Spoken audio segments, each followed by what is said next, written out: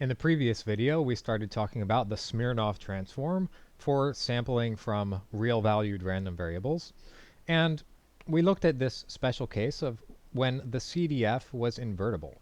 But we noticed that oftentimes the CDF is not going to be invertible in cases of interest, like this one was if x is exponentially distributed with some parameter, then its CDF, this part is nice, but then it's less, it's equal to 0 over here. So strictly speaking, it's not invertible. And here, for a discrete type of random variable, the CDF has these steps, and it's flat, it's constant on each of these regions here, so it's not invertible. So this would be like if x is Bernoulli, say, I don't know, 4/10 or something, looks like. And so now we're going to take a look at a more general case of the Smirnov transform. So this will be the general case.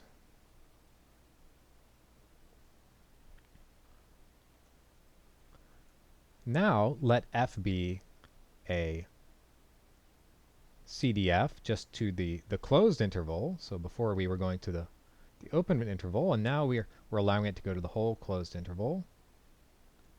And f is a CDF. And we'll define some function here, this function g, from the open interval to the real numbers. And we define it by the following. G of a, for some number a in that interval, is the infimum of all the real numbers, of the set of all the real numbers x, such that a is less or equal to f of x. So in other words, the infimum, you can think about it heuristically as sort of the min of this set.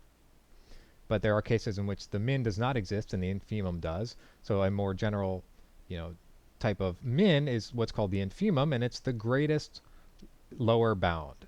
It's the largest number that's less or equal to every number in this set. Largest real number. And now, if u is uniform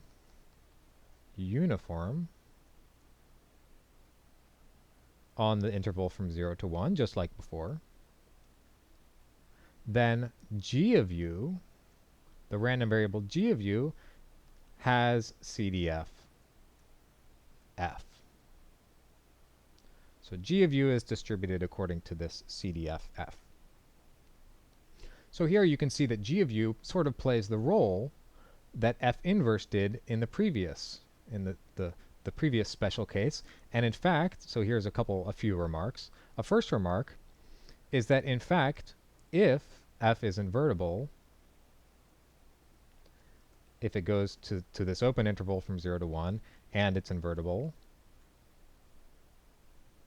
then g equals f inverse. So this is indeed a generalization of the previous special case, invertible.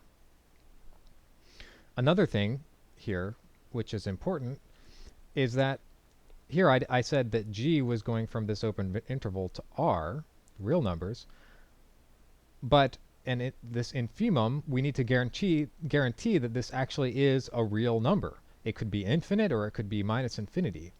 And so it turns out that it is a real number, and the reason is because f is a CDF, so f of x it converges to 1 as x goes to infinity, and it converges to 0 as x goes to minus infinity. So that's a technical point that you can check.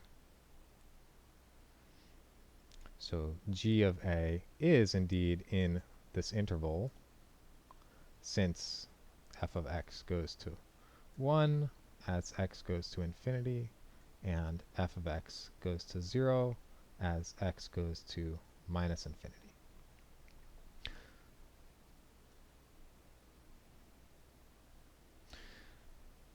So for the case of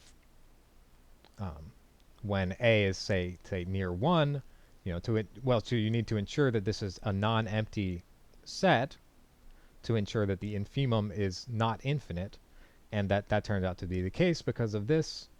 and similarly symmetrically for the other case, you can ensure that it's not negative infinity. There's not a sequence of x's going to minus infinity for any fixed a. And let me make one more remark here, which is that something which is a bit strange about this is that I haven't actually seen this proposition presented in this general of a way. Usually people say that f must be continuous. F continuous. And I mean, the references I've checked all require f to be continuous, but I don't see anything wrong with the proof that I'm about to give you. So I'm going to give you a careful proof of this, but I wanted to make this little disclaimer here, this little remark, just to let you know that basically the references I've checked all say that f should be continuous. And if you see something wrong with this proof, by all means, pay close attention and let me know if you see an issue, and I'll make an adjustment to this video. Okay, so here's the proof that I have come up with for this. So the proof involves first a little claim. And the claim is that for any a in this interval, try to be a little clearer, interval from 0 to 1, and for any real number y, we have the following. We have that a is less or equal to f of y if and only if g of a is less or equal to y. So this plays the role in the invertible case. Remember, we had this, well, it was also the purple property here, that we had this, that a was less or equal to f of x if and only if f inverse of a was less or equal to x. And down here, this is the same, just a perfectly analogous property. G is playing the role of f inverse here. And let's prove this little claim. Let's prove this. So first let's prove this implication.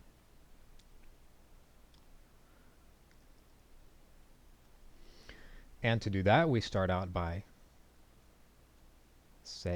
assuming a is less or equal to f of y. And then we want to prove this, so let's write out what g of a is. It's this infimum of this. Remember, it's this thing, this infimum over all real numbers x, such that a is less or equal to f of x. And we'd like to say this is less or equal to y. So this is very simple, because it turns out that y is actually a member of this set. Y is in this set because a is less or equal to f of y by assumption. So y is in this set, and therefore the infimum over all the elements of that set must be less or equal to y. And so we have this. So we have this is less or equal to y. And that's exactly what we wanted to prove. So now we need to prove the other direction. So we suppose that g of a is less or equal to y. And we'd like to prove this. So this one's a little this one's a little more subtle. If g of a is less or equal to y, so we have this infimum, and for the same reason that this second remark holds, this set is always non-empty. So you can check that's true because of this second, for the same reasons as the second remark. And because it's non-empty, there exists a sequence of points. So then there exists a sequence of points in that set. Let's call them x1, x2, x3, and so on. And all of them are greater or equal to g of a, because that's the infimum. And they converge. So it's an infimizing set. These points converge to g of a. And furthermore, because they're points in this set, then they all satisfy this property. So a is less or equal to f of xn for all n. So the definition of the infimum and the fact that the set is empty is non-empty guarantees that we can choose such a sequence. And now, so this implies, so we have this property, and let's take the limit. If we take the limit as n goes to infinity, well, the left side, of course, doesn't depend on n, so this is the limit, and f is a right continuous function. So remember, these x's are converging here. They're converging to g of a. So since f is a right continuous function, these are all greater or equal to g of a, and they're converging to g of a, then this limit equals f of g of a. F is a right continuous function because it's a CDF, and every CDF is right continuous. G of a, so f of g of a, and now by assumption g of a is less or equal to y, and f is non-decreasing as a CDF. So therefore f of g of a is less or equal to f of y. And that's exactly what we wanted to prove. A is less or equal to f of y. So that proves the little claim here. And now we have exactly the property that we need. It plays exactly the analogous role to as in the invertible case. And so let's see why that is. So now the probability that g of u is less or equal to y, this is the CDF of g of u, this equals the probability that u is less or equal to f of y, because we have this property, u is less or equal to f of y if and only if g of u is less or equal to y. So that's over here. So these probabilities are equal. And then just like before, this is the CDF of u evaluated at f of y. So let's, if we called that h before, let's call it h again. The CDF of u evaluated at f of y, and f of y is always in the interval from, well, the closed interval from 0 to 1, and so this CDF evaluated at that point is just the point, so it's just f of y. And therefore, the CDF of g of u is f, and so g of u is distributed according to the CDF f.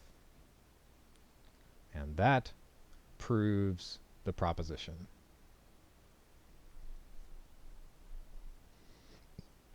So I wanted to go through this in detail in order to explain, to really, because like I mentioned in the previous video, I've seen some proofs of this, actually not in this generality, but some proofs of this the Smirnov transform that were not actually completely correct, and also some statements of it that were not really completely clear or correct.